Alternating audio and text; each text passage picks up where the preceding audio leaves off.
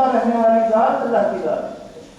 تو جو اللہ تعالیٰ کے عبادت گزار ہیں وہ جان لیں کہ اللہ زندہ ہے اور ہمیشہ زندہ رہے گا، اور جو یہ سمجھتے ہیں کہ وہ محمد صلی اللہ علیہ وسلم کو معبود سمجھتے ہیں، ان کی عبادت کا عقیدہ رکھتے ہیں، وہ جان لے کہ ان پر وفات ہو گئی ہے، ان پر موت واقع ہو گئی۔ اس خطبے کے بعد تمام صحابہ خاموش، کسی نے ایک لفظ نہیں کہا۔ حضرت عمر رضی اللہ تعالیٰ عنہ نے فرمایا کہ میرے تو ذہن میں کچھ نہیں رہا، ایسا لگتا ہے کہ یہ آیتیں آج نازل ہو رہی ہیں، وما محمد الا رسول، ایسا معلوم ہوتا۔ تو صحابہ کرام کا حال تو یہ تھا کہ غم میں اس طرح کہ ان کا ذہن بھی معاف ہو گیا، اور آج امت کے لوگ اسی تاریخ کو جشن منائیں تو جتنا افسوس اس پر کیا جائے کم ہے، اور یہ عقل کا ماتم کرنا چاہیے لوگوں، یہ جشن نہیں ہے، اور اسلام تو وہ دین ہے جو عمل کا دین ہے۔ یہاں کسی کی وفات اور کسی کا پیدائش کا دن منانے کی تعلیم نہیں دی گئی۔ خود رسول اللہ صلی اللہ علیہ وسلم نے اپنا جو تاریخ پیدائش نہیں منایا، اپنا سالگرہ نہیں کیا، نہ آپ کے صحابہ نے کیا، اور نہ ہی آپ کا وفات کا دن منایا گیا کہ جب بھی وفات آئے تو برسی ہو۔ جیسا کہ آپ دیکھتے ہوں گے اخباروں میں تو فلاں مولانا صاحب کا انتقال ہو گیا تھا پچھلے سال، 2 سال پہلے، 4 سال پہلے، 4تھی برسی، فلاں کی 5ویں برسی، اور اس تاریخ میں مضامین لکھے جا رہے ہیں، ان کے حالات زندگی لکھی جا رہی ہے، ان کی خدمات کا ذکر ہو رہا ہے۔ اور اسلام میں سب کچھ نہیں، یہ برسیاں، یہ 40واں اور یہ 20واں اور یہ 10واں، یہ سب اسلام میں نہیں۔ اسلام تو عملی دین ہے، متحرک دین ہے، یہاں تو عمل ہے، عقیدہ ہے۔ نبی صلی اللہ علیہ وسلم جو دین لے کر آئے اس کو مانو، جو عقیدہ لے کر آئے اسے اختیار کرو، جو کام کرنے کے لیے بتایا ہے اسے کرو، جس سے بچنے کے لیے کہا ہے اس سے بچو، یہ ہے اصل چیز۔ اور اسی بات کو رسول اللہ صلی اللہ علیہ وسلم نے، آپ جانتے ہیں اور بارہا سنا ہوگا، اپنے سارے خاندان کو جمع کر کے کہا، سارے خاندان، کہ میرے ساتھ جو نسبت ہے وہ کام نہیں آئے گی۔ نبی کے خاندان کے لوگ ہیں، نبی کی اولاد ہیں، نبی کے رشتہ دار ہیں، یہ نسبت کام نہیں آئے گی۔ یا معاشر قریش لا اغنی عنکم من اللہ شیئا، اے میرے خاندان کے لوگوں، اللہ تعالیٰ کا جو دین میں لے کر آیا ہوں اسے اختیار کرو، نہیں تو میں تمہیں اللہ کی قبر سے نہیں بچا سکتا۔ اپنی بیٹی فاطمہ کو مخاطب کر کے فرمایا تھا، یا فاطمہ بنت محمد لا اغنی عنک من اللہ شیئا، اے میری بیٹی فاطمہ، میں تم کو اللہ کے عذاب سے، اللہ کی قبر سے نہیں بچا سکتی، جو دین میں لایا ہوں اسے قبول کرو، نجات ہو جائے۔ تو نسبتیں کام نہیں آتی کہ میں فلاں کا بیٹا ہوں اور وہ بہت بڑے عالم اور مستقیم تھے، نہیں، وہ تھے، آپ کیا ہیں؟ بڑے جو تھے وہ اپنے اعمال لے کر اللہ کے چلے گئے، آپ کیا ہیں؟ آپ صرف نسبت رکھیں اور عمل کچھ نہ کریں، کوئی نیکی کا کام نہ کریں، کوئی اچھائی کا کام نہ کریں، فرائض کی ادائیگی نہ ہو، تو یہ نسبتیں کام نہیں آتی۔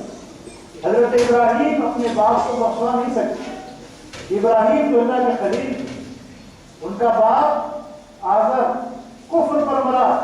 اور وہ دعا کرنا چاہتے تھے، میں نے منع کر دی، نہیں آپ اس کے لیے دعا نہیں کریں، وہ اللہ کا دشمن ہے۔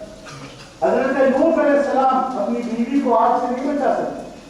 حضرت نوح علیہ السلام اپنی ایک بیوی اور ایک بیٹے کو آگ سے نہیں بچا سکتے، خود رسول اللہ صلی اللہ علیہ وسلم اپنے چچا ابو طالب کو آگ سے نہیں بچا سکتے۔ یہاں تو اصول ہیں، ضابطے ہیں، اور یہ محبت کے نعرے جو آج لگ رہے ہیں یہ تو ابو لہب نے بھی لگائے تھے۔ آپ کو معلوم ہے اللہ کے نبی صلی اللہ علیہ وسلم کی پیدائش ہوئی تو چونکہ آپ کے والد تو فوت ہو گئے تھے، آپ کی پیدائش سے پہلے ماں کے پیٹ میں تھے، اسی وقت بعد فوت ہو گئے تھے۔ یہ چچا تھا سگا ابو لہب۔ جب آپ پیدا ہوئے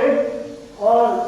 گھر کی ملازمہ نے، نوٹی نے اطلاع دی جا کر ابو لہب کو تمہارے یہاں بھتیجا پیدا ہوا، تو اس نے مارے خوشی کے اس لونڈی کو آزاد کر دیا اور بڑی خوشی کا اظہار کیا ابو لہب نے۔ تو محمد بن عبداللہ ہونے کے ناطے تو ابو لہب محبت کرتا تھا، اور اتنی محبت کہ آپ کی پیدائش کی خبر سنتے ہی اور جو خبر لے کر آئے اسے الگ کر دی۔ لیکن جب یہی بھتیجا صلوات اللہ وسلامہ علیہ 40 سال کے ہوئے اور کوہ صفا پہ کھڑے ہو کر اللہ کے دین کا پیغام دیا، توحید کا کلمہ سنایا، تو سب سے پہلے پتھر پھینکنے والا اور سب سے پہلے مخالفت کرنے والا یہی ابو لہب، یہی سگا چچا ابو لہب تھا جس نے مخالفت کی اور یہ کہا تھا محمد تیرے ہاتھ ٹوٹ جائے تب بن لگا علی ہاتھ جمع کرنا، تیرے ہاتھ ٹوٹ جائے، اس لیے تو نے ہم کو یہاں جمع کیا، اس لیے تو نے ہمیں یہاں بلایا۔ تو آپ کو معلوم ہے اللہ تعالیٰ کی طرف سے اس پر عذاب کا اعلان ہو گیا، تبت یدا ابی لہب وتب، ابو لہب کے ہاتھ ٹوٹ جائیں اور وہ غارت پر برباد ہو جائے۔